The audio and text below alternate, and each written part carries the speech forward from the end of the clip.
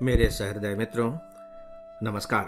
आज मैं आप सबसे एक बहुत ही रोचक विषय पर बात करने जा रहा हूं और वो ये कि प्रेम पर अभी हमने काफ़ी बातें की हैं। अलग अलग जो रंग होते हैं प्रेम के, उनमें भी हमने डुबकियां लगाई हैं।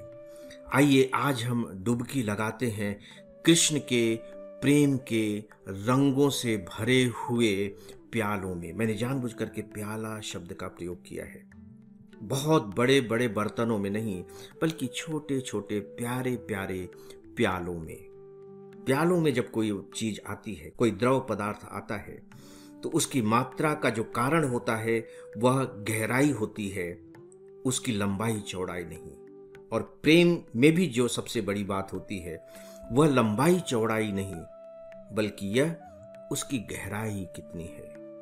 कृष्ण के प्रेम के जो रंग हैं वो इतने चटक हैं, इतने गहरे हैं कि कभी कभी सच पूछिए तो जब मैं उन पर विचार करता हूं तो मैं रोमांचित हो उठता हूं। और ऐसा लगता है कि सच में यदि प्रेम किसी ने किया है तो वो कृष्ण ने ही किया है।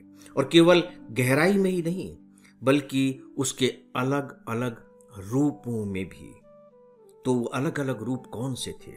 और खासकर जब मैंने विचार किया तो मुझे कृष्ण के प्रेम के 3 रूप दिखाई दिए। और सबसे बड़ी बात यह है कि यदि हम आज के समाज के संदर्भ में सोचेंगे तो उन तीनों रूपों में आपस में टकराव दिखाई देगा। इसके बावजूद जो कृष्ण है उनके प्रेम में कहीं टकराव नहीं है। अद्भुत लगता है कि फिर कृष्ण ने इन्हें निभाया कैसे। आइए देखते हैं, इसे थोड़ा सा समझने की कोशिश करते हैं।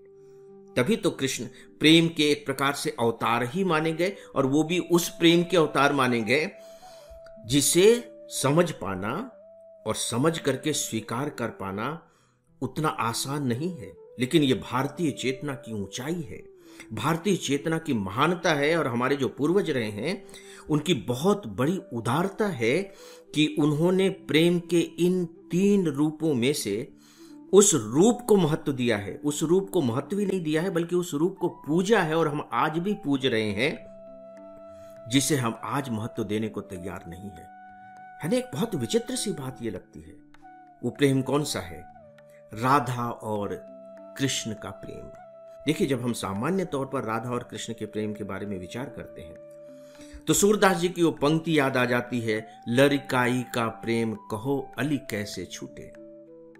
भगवान कृष्ण गोपियों को समझाने के लिए अक्रूर को भेजते हैं मथुरा से वृंदावन की, जाओ गोपियों के बारे में मैंने सुना है कि वो बहुत विरह में जल रही हैं और बहुत दुखी हैं, तुम उन्हें समझा करके आओ, बताओ कि वास्तव में प्रेम क्या होता है। अक्रूर उन्हें बहुत समझाने की कोशिश करते हैं और जो गोपियां जवाब देती हैं उससे अक्रूर हतप्रभ रह जाते हैं। उनके पास उत्तर नहीं होते, क्योंकि प्रेम को आप समझाएंगे कैसे? बहुत मुश्किल है प्रेम के बारे में समझाना, वो भी गोपियों के प्रेम के बारे में समझाना, और वो भी ऐसे प्रेम के बारे में जो कृष्ण से किया जा रहा हो। तब गोपियां कहती हैं, लरिकाई का प्रेम कहो अली कैसे छूटे। ये बताओ मित्र कि ये तो बचपन का प्रेम है, ये बचपन का प्रेम कैसे छूटेगा? आसान है क्या इसे छोड़ना? जो तुम कह रहे हो कि छोड़ दो, बेकार है, अब कोई अर्थ नहीं है इसका। लरिकाई का प्रेम कहो अली कैसे छूटे। दोस्तों, जो प्रमाण मिलते हैं, राधा अपने आप में विवाहिता थी। सोच के देखिए, उम्र में भी कृष्ण से 3-4 साल बड़ी थी, और इसके बाद भी कृष्ण उनसे प्रेम कर रहे हैं और राधा कृष्ण से प्रेम कर रही हैं। दोनों में से कौन किससे ज्यादा प्रेम कर रहा है, ये तुलना करना ही बेकार है, क्योंकि दोनों के प्रेम उन ऊंचाइयों पर है कि उससे ऊंचा कुछ रह ही नहीं जाता। एक बार मैं ऐसे ही सोचने लगा कि कृष्ण ये वैजंती माला धारण किए हुए हैं। वैजंती के फूल मेरे लॉन में हमेशा खिले रहते हैं। मैंने जब वैजंती माला पर विचार करना शुरू किया तो मुझे लगा कि कृष्ण ने ये वैजंती माला क्यों धारण की हुई, क्योंकि जो वैजंती के फूल होते हैं, आप देखिएगा, वे बहुत ज्यादा खुशबू वाले नहीं होते। देखने में सुंदर लगते हैं जब वो गुच्छे में होते हैं, लेकिन इकलौते फूल को ले तो उतने बहुत सुंदर भी नहीं है जितने कि दूसरे फूल सुंदर होते हैं। अदरवाइज वैजंती के फूल सुंदर होते हैं। लेकिन जो सबसे मुश्किल की बात है वो ये है कि जब आप वैजंती के फूलों की माला बनाने की कोशिश करेंगे तो ये बहुत मुश्किल काम है। उनकी जो पंखुड़ियां हैं वो बिखर जाती हैं, वो इतने कोमल होती हैं। पंखुड़ियाँ इतने कोमल तरीके से एक दूसरे से जुड़ी हुई हैं कि जब आप उनके बीच से सुई धागा निकालने की कोशिश करेंगे तो आपको इतनी सावधानी बरतनी पड़ेगी, जरा सा भी आपने उन्हें ठेस पहुंचाई पंखुड़ियों को तो पंखुड़ियां अपनी जगह छोड़ देंगी। दोस्तों, ये प्रेम है। मुझे लगा कि इसीलिए कृष्ण ने ये वैजंती माला धारण की है कि प्रेम ऐसा ही होता है। प्रेम ठेस बर्दाश्त नहीं कर पाता। और दूसरी बात कि ये जो वैजंती माला जो दी है कृष्ण को, ये राधा ने दी है। फिर चाहे वो माला कैसी भी हो, किसी भी फूल की हो, क्योंकि वो तो प्रेम की माला हो गई, क्योंकि राधा ने दी है। राधा की दी हुई वैजंती माला को कृष्ण धारण करते हैं, वो प्रेम की माला है। फिर मोर पंख पर मेरा विचार आया।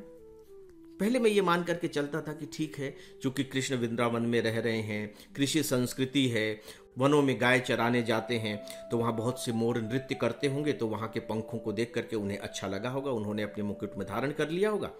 और फिर मोर के पंख देखने में खूबसूरत भी होते हैं, रंगीन भी होते हैं, बड़े प्यारे लगते हैं। हो सकता है कि ये कारण मुझे नहीं मालूम, लेकिन जो कारण मुझे पढ़ने को मिला, हालांकि ये कोई प्रामाणिक कारण नहीं है, वो ये कहा जाता है कि एक बार जब कृष्ण नृत्य कर रहे थे तो वहां राधा आई और राधा भी नृत्य करने लगी। जब कृष्ण और राधा दोनों नृत्य करने लगे तो उनको देख करके मोर भी नृत्य करने लगे। तो जब मोर नृत्य करने लगे तो नृत्य करते करते मोर के पंख झड़ने लगे। तो कृष्ण ने उनमें से एक पंख उठाकर अपने सिर पर रख लिया। इसलिए नहीं कि वो मोर का पंख था, बल्कि इसलिए क्योंकि राधा के नृत्य से प्रभावित होकर के मोर जो नृत्य कर रहा था वो राधा के प्रेम का नृत्य था।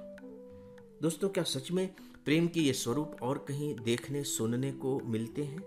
और फिर एक बार राधा को छोड़ करके गए तो कृष्ण कभी राधा से नहीं मिले, राधा भी कृष्ण से नहीं मिली। और मजेदार बात यह है कि दोनों को एक दूसरे के न मिलने की कोई शिकायत ही नहीं है और जिंदगी भर उस प्रेम को महसूस करते रहे। और यहाँ उन्होंने दिखाया कि जो प्रेम है वो मिलने का नाम नहीं है, प्रेम तो महसूस करने का नाम है। प्रेम को एक नई ऊंचाई दी। कृष्ण के प्रेम का जो दूसरा स्वरूप है वो रुक्मणी का स्वरूप है। उसके बारे में मैंने पिछले एपिसोड में आप सबसे थोड़ी सी चर्चा की थी। रुक्मणी को उन्होंने पत्नी के रूप में स्वीकार किया, और इसलिए स्वीकार किया क्योंकि रुक्मणी कृष्ण से प्रेम करती थी। रुक्मणी का अपहरण करते ही उन्होंने शिशुपाल जैसे से एक तरह से वैमनस्य भी ले लिया। शिशुपाल से उनकी शत्रुता हो गई, और यहां तक कि रुक्मणी के जो भाई रुक्मी थे वह भी जीवन भर के लिए कृष्ण के शत्रु बन गए। लेकिन रुक्मणी को लेकर के आए और रुक्मणी को पटरानी बनाया और वहां भी अपना प्रेम निभाया, रुक्मणी से भी अपना प्रेम निभाया। मतलब वहां पत्नी प्रेम है और यहां प्रेम का प्रेम है। और फिर द्रौपदी के बारे में तो हम जानते ही हैं। द्रौपदी उनकी सखी रही है और द्रौपदी कृष्ण को सखा कहती थी। द्रौपदी का एक नाम और भी था, कृष्णा। कृष्ण से जुड़ा हुआ यह नाम हो सकता है कृष्णा। हालांकि द्रौपदी रंग में थोड़े से सांवले रंग की थी, तो हो सकता है इसलिए भी कृष्णा नाम रखा गया हो। लेकिन लोगों का यह मानना था कि द्रौपदी और कृष्ण के बीच में भी जो मित्रता का प्रेम था उसके वशीभूत होकर के द्रौपदी ने कृष्णा नाम रखा जाना पसंद किया, कृष्णा। और आप देखिए कि अपने इस मित्रवत प्रेम को वो ताउम्र निभाते रहे, चाहे द्रौपदी का चीर हरण हो रहा हो उस समय उनकी मदद करके, और फिर बाद में युद्ध क्षेत्र में द्रौपदी के जो सबसे चहेते पति अर्जुन थे उनकी रक्षा करके। तो यह भी तो एक प्रकार से मित्रता को निभाने का ही रूप था, जो वो अर्जुन को भी अपना सखा कह देते हैं। आप गीता में पढ़िएगा, कृष्ण सीधे सीधे साफ तौर पर कहते हैं कि अर्जुन, तुमको मैं ये ज्ञान इसलिए दे रहा हूं, गीता का ज्ञान, क्योंकि तुम मेरे बहुत प्रिय सखा हो, बहुत प्रिय मित्र हो। अर्जुन ने इससे पहले कहा था कि मैं आपका शिष्य हूं, लेकिन कृष्ण इसे दोहराते नहीं है कि क्योंकि तुमने मुझे अपना गुरु माना है, तुमने कहा है कि मैं आपका शिष्य हूं, इसलिए मैं ये ज्ञान दे रहा हूं। कृष्ण ये बात नहीं कहते। कृष्ण अंत में जाकर के जब खत्म होने को आती है गीता, तब कहते हैं कि मैं तुमको ये ज्ञान इसलिए दे रहा हूं क्योंकि तुम मेरे प्रिय सखा हो। केवल सखा ही नहीं हो, बल्कि प्रिय सखा हो। तो कृष्ण का अर्जुन के प्रति ये जो प्रेम था, क्या द्रौपदी के प्रति उनका जो मित्रवत प्रेम था, उससे अलग करके देखा जा सकता है?